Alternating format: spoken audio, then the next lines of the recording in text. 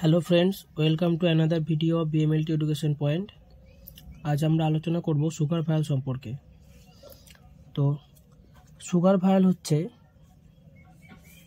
ভায়ালকে আমরা আরও একটা নামে জানি, সেটা হচ্ছে glucose tube or blood sugar tube. Mainly গ্লুকোজের যে সমস্ত টেস্টগুলো হয় সেগুলো করার জন্য সুগার ভায়ালকে ইউজ করা হয়। এই সুগার ভায়ালটা কী করে? এই সুগার ভায়ালের মধ্যে কী থাকে? সুগার ভায়ালের মধ্যে থাকে সোডিয়াম ফ্লোরাইড নামক একটি অ্যান্টিকোয়াগুলেন্ট, যেটি আমাদের ব্লাডকে ক্লট করতে প্রিভেন্ট করে, যার থেকে আমরা প্লাজমাটা পাই এবং সেই প্লাজমা থেকে আমরা প্লাজমা গ্লুকোজ টেস্টটা করি। এবার এই সুগার ভায়ালগুলো ইউজুয়ালি কী হয়? ইউজুয়ালি সুগার ভায়ালগুলো গ্রে টপ টিউবস, মানে গ্রে কালারের যে গ্রে ক্যাপ ভায়াল যেগুলো রয়েছে সেগুলো ইউজুয়ালি সুগার ভায়াল হয়ে থাকে। তো কী কী টেস্ট করা যায় সুগার ভায়াল ইউজ করে? কী কী টেস্ট করা যায়? ব্লাড সুগার টেস্ট প্রথমে বলেছি, তার মধ্যে মেন হচ্ছে ফাস্টিং অ্যান্ড পিপি, যেটাকে আমরা লোকাল বা মানুষ সব থেকে কমনভাবে চেনে, যেটা সবসময় ডাক্তাররা টেস্টগুলো করতে দেয়, যেগুলো প্রেসক্রাইব করে।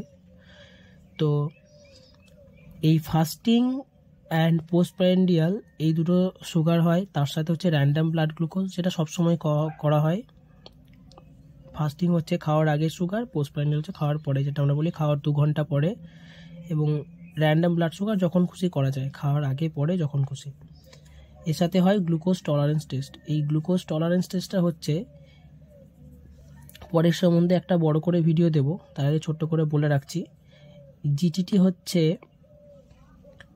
পেশেন্টকে প্রথমে 8 থেকে 12 ঘন্টা ফাস্টিংয়ে রাখা হয়, তারপর ফাস্টিং ব্লাড নেওয়া হয়, তারপর পেশেন্টকে একটা সুগারি সলিউশন দেওয়া হয় যেটার মধ্যে গ্লুকোজ থাকবে, এবং তারপরে আরও ভ্যারিয়াস টাইমস ব্লাড নেওয়া হয় এবং সেই ব্লাডটা টেস্ট করা হয়।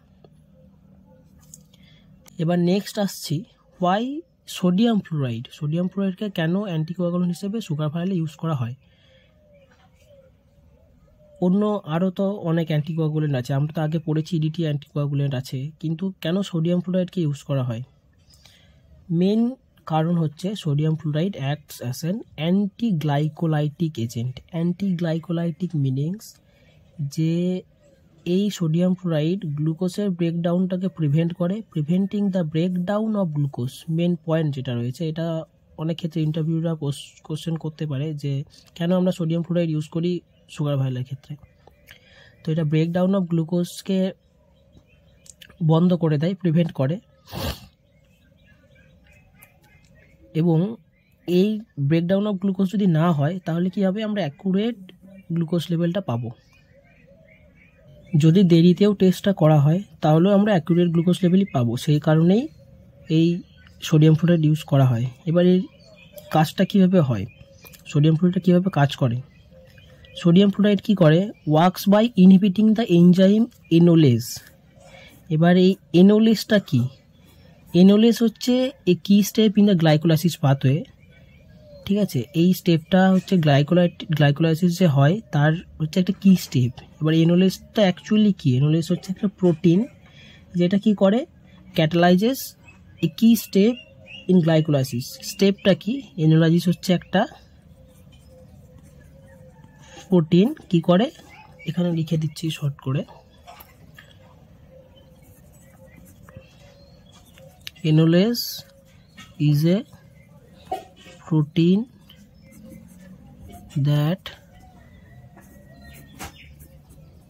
catalyze a key step in glycolysis. এবার গ্লাইকোলাইসিস কি? আমরা জানি গ্লুকোজের ব্রেকডাউনের যে প্রসেস রয়েছে সেটা হচ্ছে গ্লাইকোলাইসিস। এবার এটা কি করছে? গ্লাইকোলাইসিস একটা কি স্টেপকে ক্যাটালাইজ করে। সেটা কি?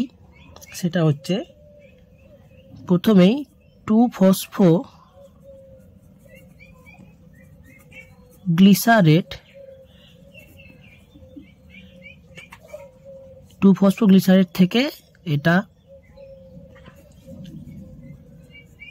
ফসফেনল পাইরুভেট তৈরি করে। 2-ফসফোগ্লিসারেট থেকে ফসফেনল পাইরুভেট তৈরি করে, এটা যেটা হচ্ছে একটা কি স্টেপ ইন গ্লাইকোলাইসিস পাথওয়ে। এবার যখন এই স্টেপটাকে বন্ধ করে দেওয়া হয় এই যে সোডিয়াম ক্লোরাইড এই স্টেপটাকে যখন বন্ধ করে দেয় তখন আর গ্লুকোজ ব্রেকডাউনটা হয় না। তাহলে কি বলছে, effectively stopping the breakdown of glucose by red blood sell.